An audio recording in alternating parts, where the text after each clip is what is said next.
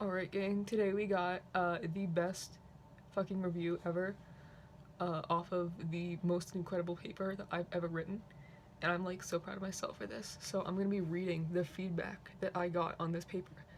I wrote this paper for Canada during the World Wars, which is a banger course, taking a lot of history lately, Canadian history lately, should specify.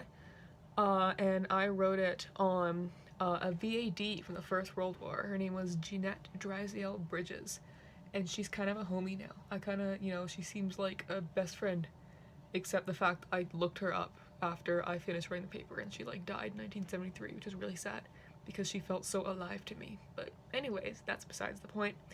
The paper was on her experiences as seen through her letters, and how we can observe that even though she's just writing about like teas and social outings, she's like actually really stressed, and her mental struggle can be seen through how her writing changes.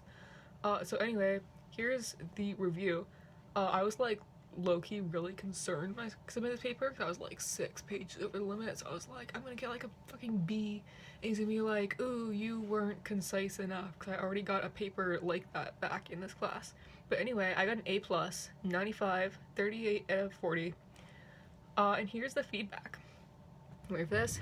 Well, this is certainly above and beyond the Call of Duty, but it is also a fantastic paper. You've done a superb job in recreating Jeanette's experiences as a VAD. Throughout the paper, you place her experiences, viewed through her letters, in a solid historical context. The detail in this paper is fantastic, and it is well informed by historical context. You utilize the secondary sources very skillfully, and yet seamlessly. You do not allow the secondary sources to intrude upon the story of Jeannette that you are telling. This is an absolutely original paper. You have added a new dimension to what we know about the experiences of VADs during the First World War. This paper was an absolute pleasure to read. You should submit it to the Undergraduate Students' History Journal, which publishes the very best undergraduate papers every year. I think it's still operating, not sure. P.S. I do not give out many A+ grades. This paper is truly exceptional. Indeed, I think it is the very best, certainly the most original, paper I've ever read for this course. If I could, I would give it an A++. And I read through the inline feedback, and there's like nothing bad. Like the notes would just say like, superb, great quote, A, good job.